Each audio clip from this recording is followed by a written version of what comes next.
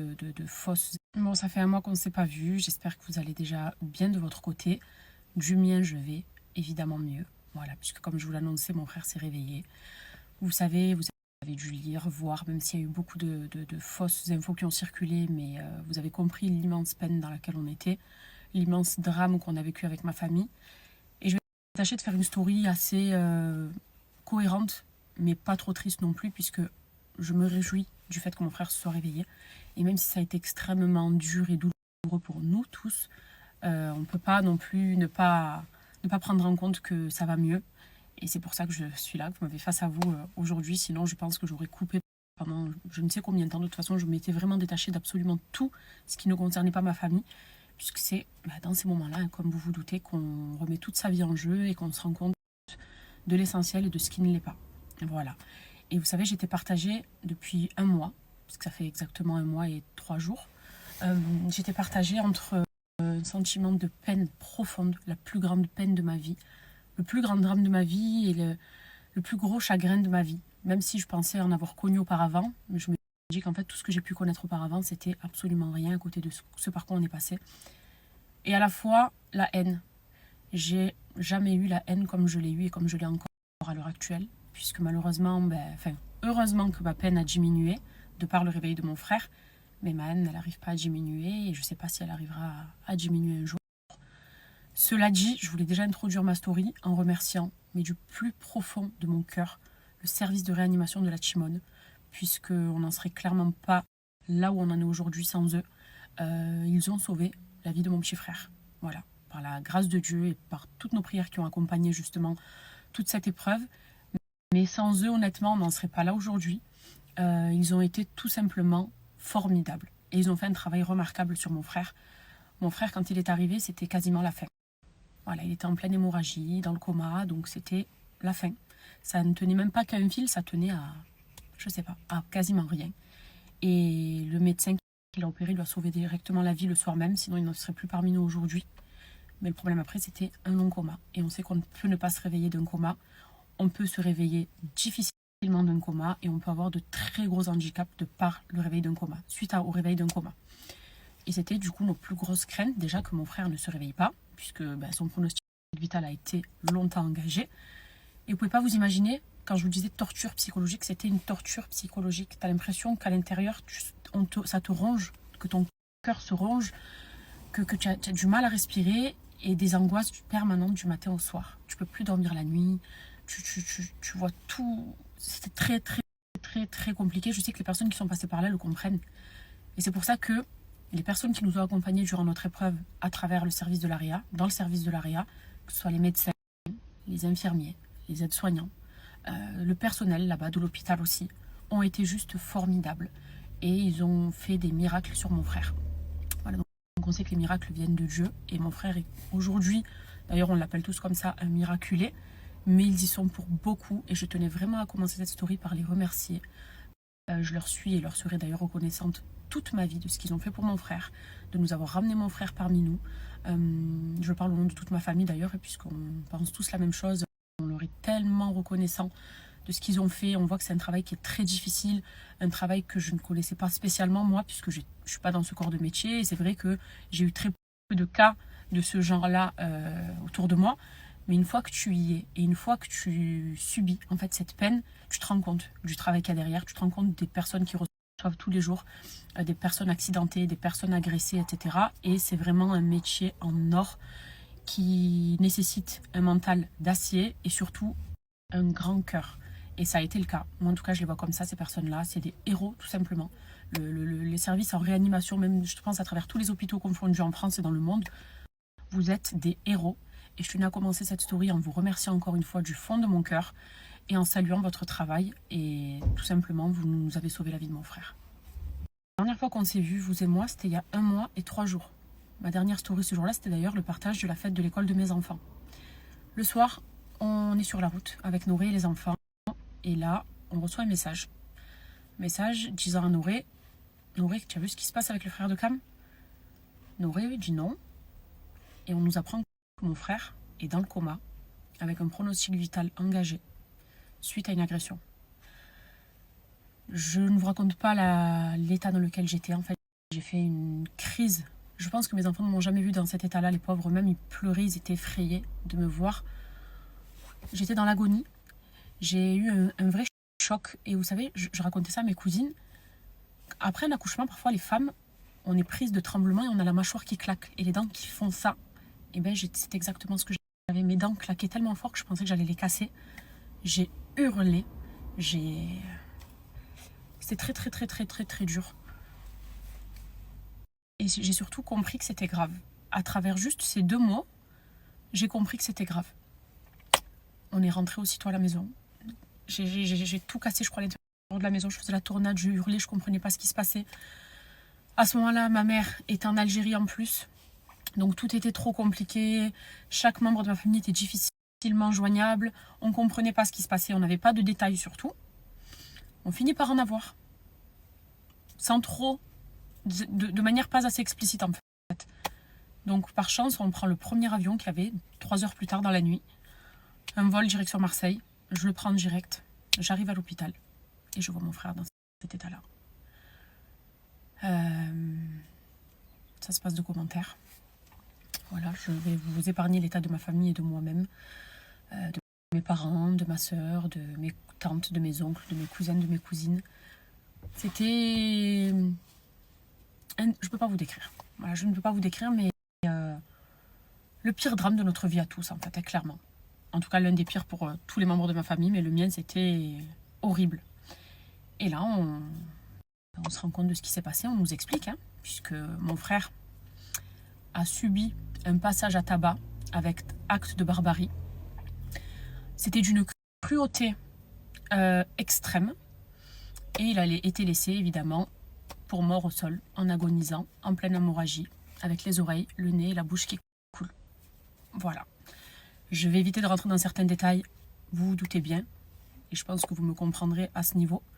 Mais j'ai tellement lu en fait de choses fausses aussi à ce sujet que je me suis dit à un moment donné, il faut rétablir la vérité, puisque mon frère a subi une injustice. Il a tout simplement été mal garé, en fait, sa voiture gênait. Sa voiture gênait un groupe de... Comment rester poli? Un groupe d'entités. Voilà, on va les appeler les entités. Et plutôt que de dire tout simplement à mon frère, excuse-moi s'il te plaît, ta voiture, eh ben on l'a insulté, on l'a agressé verbalement.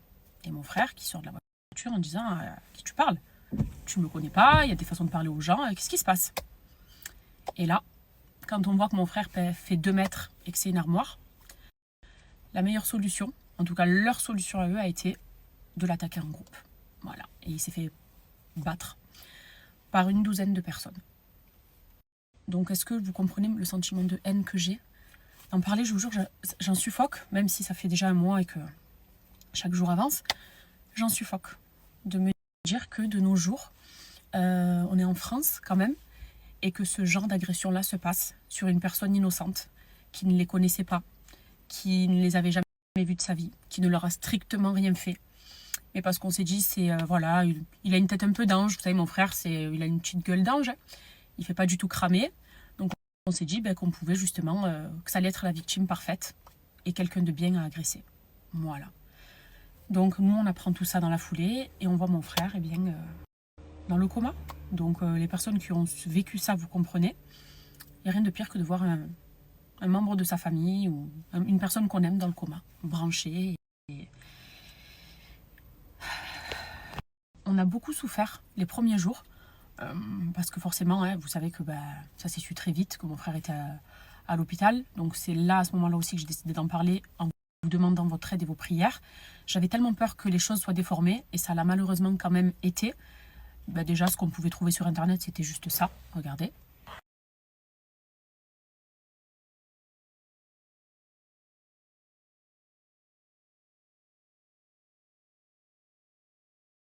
Vous voyez ce genre d'article, et encore ça c'est juste le screen que j'ai, mais sans vous donner vous partager tous les messages que j'ai pu lire aussi, qu'on accuse mon frère qui est actuellement dans le coma, qui se bat pour sa vie, qu'on est en train de regarder en pleurs, en priant et en essayant d'être solidaire en famille, de lire qu'on colportait des choses fausses sur lui, qu'on l'a associé à un accident duquel il n'avait strictement rien à voir, un accident qui nous a beaucoup peiné aussi à nous, parce qu'on a partagé la peine de cette famille.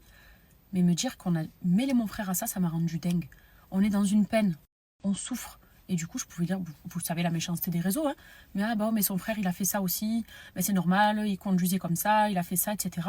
Ça m'a rendu malade. Et je me suis dit, on n'est pas en train d'assez subir pour qu'on vienne me rapporter. Puis à l'hôpital, tout le monde venait nous voir.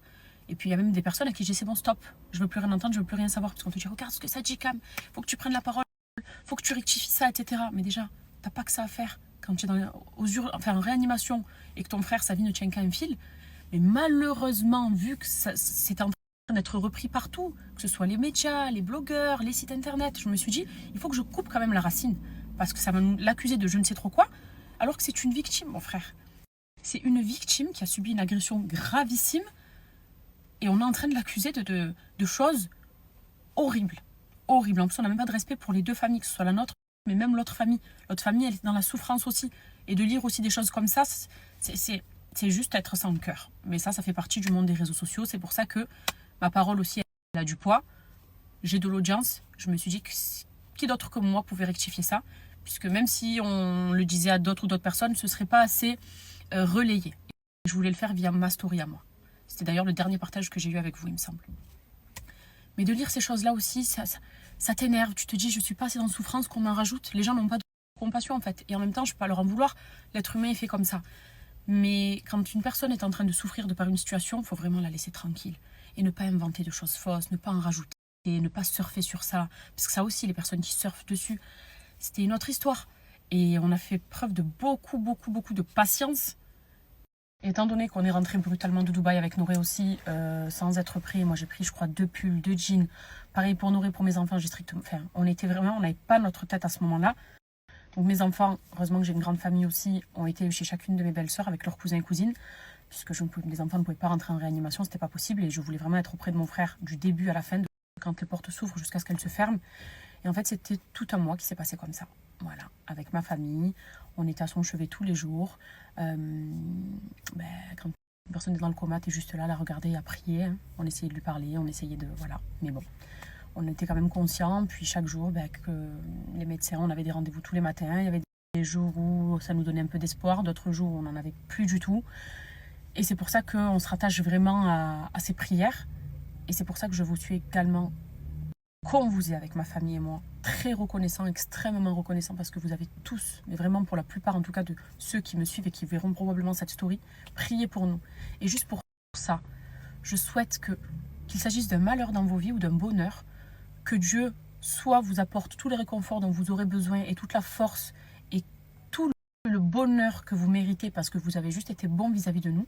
Et même si vous traversez un bonheur, que Dieu vous l'amplifie et que ce soit encore plus heureux pour vous.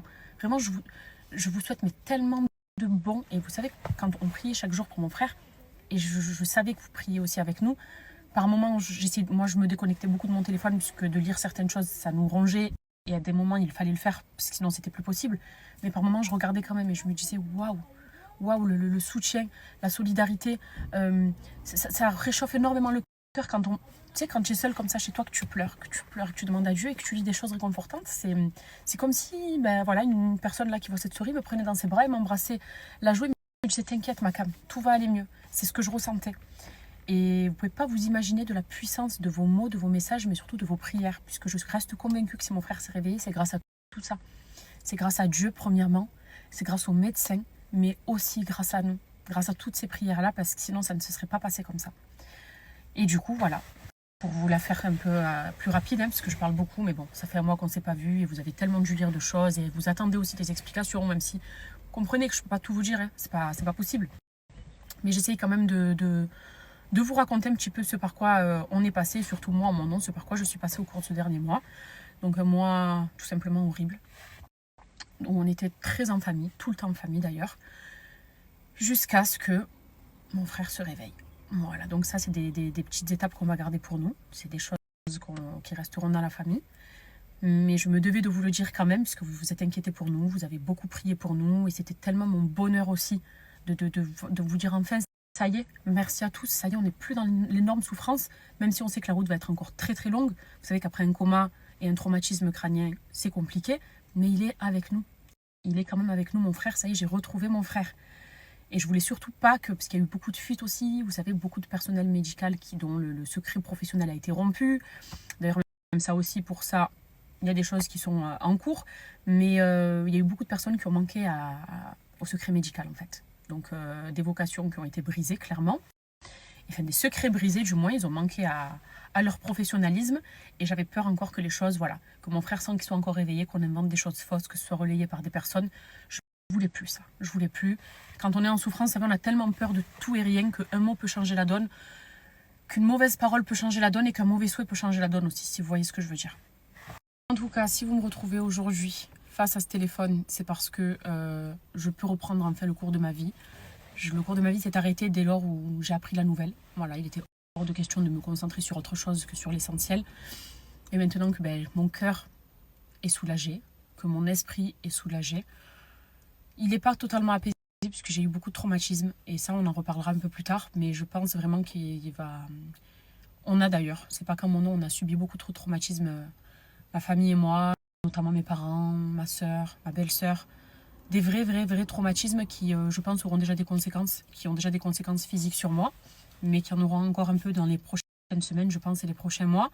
Et ça, c'est aussi une autre histoire. Mais en tout cas, j'ai quand même le cœur qui est soulagé. C'est pour ça que j'arrive à faire cette story, c'est pour ça que j'ai mis du gloss aujourd'hui, c'est pour ça que je ressouris, c'est pour ça que je me sens beaucoup mieux. C'est que mon frère est revenu à la vie. Voilà. Et que je retrouve petit à petit mon frère, que je vais tâcher d'être au maximum présente pour lui. Moi, comme tout, sa femme, ma soeur, mes parents, mes tantes, mes oncles, tous mes cousins et cousines. Enfin, on est un noyau assez proche.